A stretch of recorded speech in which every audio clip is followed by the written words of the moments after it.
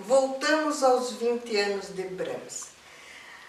Quando Joseph Joachim, o grande violinista, conheceu Brahms, ele ficou impressionado com o Brahms pianista e fez uma carta de apresentação para Brahms visitar os Schumann em Düsseldorf.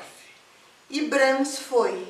Quando ele chegou na casa de Schumann e de sua esposa Clara, ele apresentou uma composição sua, uma sonata, e causou uma admiração muito grande no casal. Ele tornou-se aluno de Schumann, ele estava com 20 anos, era muito bonito, loiro, olhos azuis e esbanjando energia. E entrou na vida de Clara quando ela estava com 34 anos e estava grávida do seu 7º filho. Schumann elogiou publicamente Brahms. Nessa época, daí, Brahms publicou sua primeira obra e deslanchou a sua carreira e já passou a frequentar a alta cúpula musical da época.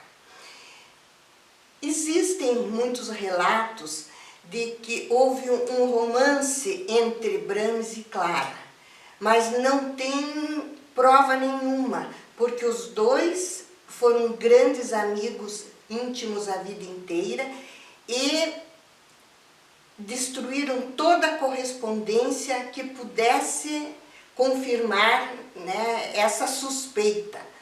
Mas a evidência ficou na música de Brahms.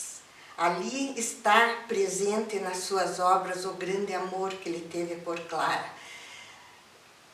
Quando Schumann teve uma grande e grave crise mental e foi internado, Brahms passou a morar com Clara e os filhos e foi o grande sustentáculo da família neste período tão difícil. E ele, nessa idade, ele começou a compor a sua primeira obra orquestral, o seu Concerto para Piano número 1, que ele concluiu após a morte de Schumann, 2 anos depois que o grande compositor tinha sido internado. É uma orquestração maravilhosa e ele inovou, colocando o piano em posição de igualdade com a orquestra, né? Até então, os primeiros concertos do romantismo sempre teve o piano como solista e a orquestra mais acompanhando o piano. Aqui não. Os dois estão em pé de igualdade e com isso Brahms se colocou à frente dos compositores da época. Ele também fez uma versão para 2 pianos. Quando ele chegou na casa dos Schumann, comprou mais um piano de cauda para tocar junto com Clara. E essa partitura de 2 pianos do Concerto número 1 foram muitas vezes executados por Clara e Brahms.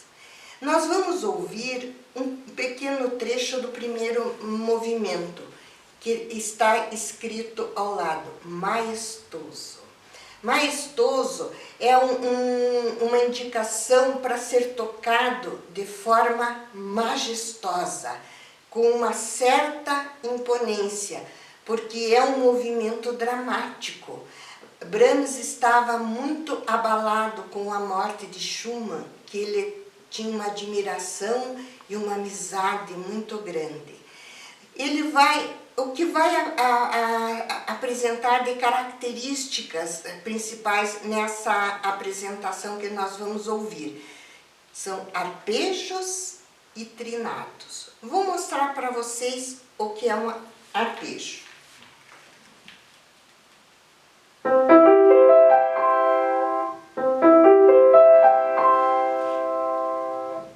É a execução das notas de um acorde de forma sucessiva. E os trinados é o acréscimo de uma nota para a nota principal. vocês vão observar esses efeitos nesse trecho que nós vamos ouvir, apresentado por Daniel Barenboim, o grande pianista argentino-israelense. Agora o lugar é especial, é no Odeão de Herodes Ático, na Grécia, em Atenas. É um teatro que foi construído no ano de 174 da nossa era. Era todo coberto, acomodava 5.000 pessoas, os bancos eram todos de mármore branco. Mas no ano de 276, houve uma invasão, ele foi destruído e desapareceu.